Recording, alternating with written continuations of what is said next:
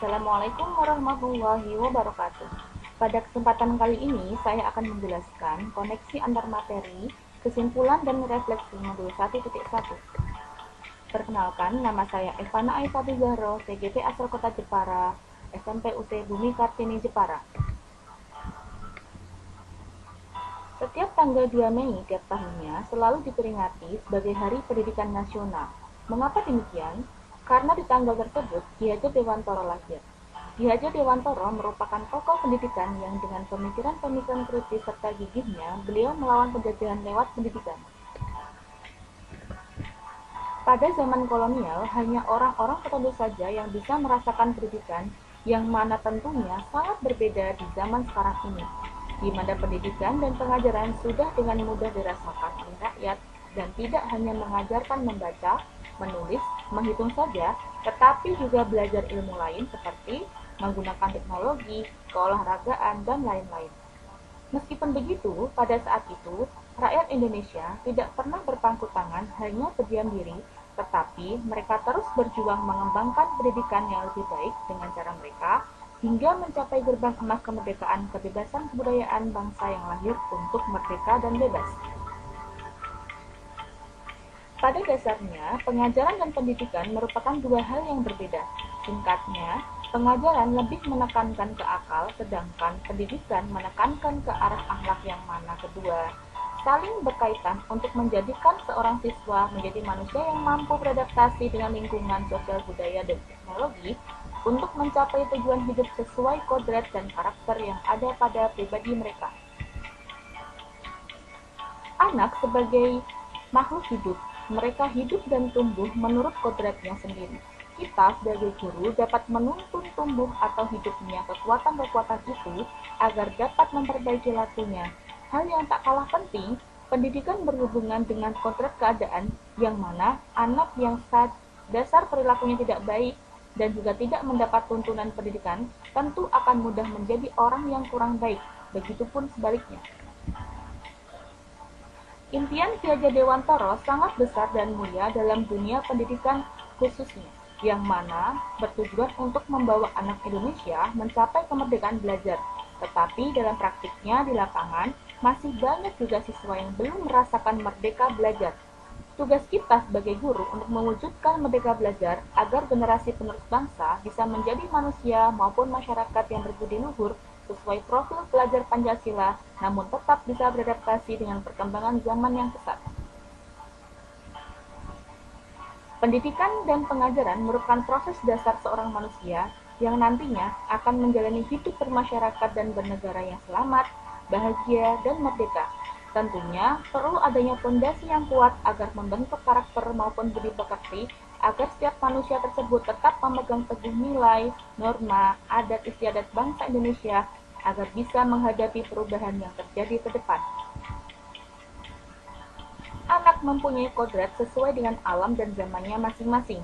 Pada zaman sekarang ini, pemerintah menekankan pada keterampilan abad 21, sedangkan dalam memaknai kodrat alam, Jepara khususnya sebagian besar wilayahnya adalah pesisir yang pastinya berbeda dengan daerah lain yang sebagian besar wilayahnya pegunungan, sehingga bisa menjadi pendukung sumber daya yang dapat dimanfaatkan dalam menuntun anak untuk mencapai kemerdekaan belajar. Apa yang Anda percaya tentang murid dan pembelajaran di kelas sebelum Anda mempelajari modul 1.1? Yang pertama, pembelajaran secara teori lebih efektif dibandingkan dengan praktik. Yang kedua, pembelajaran terpusat pada peran guru sebagai pendidik sangat dominan. Yang ketiga, tugas seorang guru adalah mentransfer pengetahuan dan keterampilan saja tanpa ada tuntunan. Yang keempat, guru hanya melaksanakan pembelajaran sesuai apa yang tertulis dalam kurikulum saja. Apa yang berubah dari pemikiran atau perilaku Anda setelah mempelajari modul ini? Saya menyadari kekeliruan bahwa selama ini memandang anak sebagai objek dalam pembelajaran di kelas. Seharusnya merekalah subjek pembelajaran, merekalah pemegang kendali pembelajaran. Proses pembelajaran di kelas berlandaskan sistem Among. Dalam pembelajaran tidak menghendaki paksaan, melainkan memberi tuntunan bagi hidup anak agar dapat berkembang dengan selamat dan bahagia sesuai kodratnya. Guru memberikan kebebasan pada anak dalam memilih gaya belajar yang mereka sukai sesuai bakat minatnya. Dari yang tadinya hanya menuruti instruksi akan berubah menjadi merdeka belajar.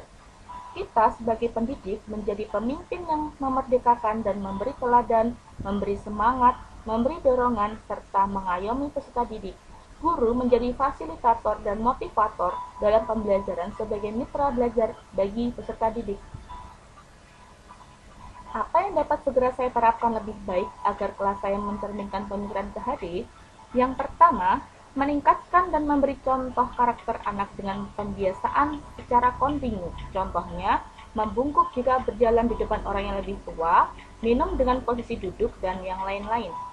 Yang kedua, memberikan kata-kata positif untuk anak seperti kata terima kasih untuk bantuan atau pujian dari teman, kata maaf jika melakukan kesalahan baik sengaja maupun tidak. Yang ketiga, menjadi teladan, pemberi semangat, serta memberi dorongan dalam menanamkan nilai karakter kedisiplinan dan kerjasama, tolong-menolong dalam setiap kegiatan yang ada di sekolah. Yang keempat, bersikap disiplin. Yang kelima, memperhatikan kodrat, bakat, potensi yang dimiliki anak. Yang keenam, memberikan kebebasan murid untuk bereksplorasi, berinovasi, dan mengembangkan potensi sesuai dengan kodratnya masing-masing. Yang ketujuh, meningkatkan rasa empati dan simpati kepada anak agar tumbuh budi pekerti yang positif. Yang kedelapan, menciptakan suasana kelas yang efektif sesuai dengan kondisi murid sehingga tercipta merdeka belajar. Yang kesembilan, memberi tuntunan kepada murid agar terwujudnya pelajar Pancasila. Yang kesepuluh, guru harus terus belajar untuk membelajarkan siswa. Yang ke-11, terus mengembangkan kompetensi siswa agar bisa beradaptasi dengan perubahan. Sehingga, untuk mewujudkan merdeka belajar, kita semua wajib memahami tentang dasar pemikiran filosofis pendidikan Ki Hajar Dewantoro. Selain melanjutkan perjuangan beliau, kita dapat mentransformasikan perubahan ekosistem belajar yang terpusat kepada anak yang nantinya selain bisa beradaptasi, tetapi juga bisa menebalkan lakunya dalam menghadapi masuknya budaya-budaya luar yang dapat mengancam dan mengikis budaya-budaya negara Indonesia. Itulah presentasi dari saya. Terima kasih.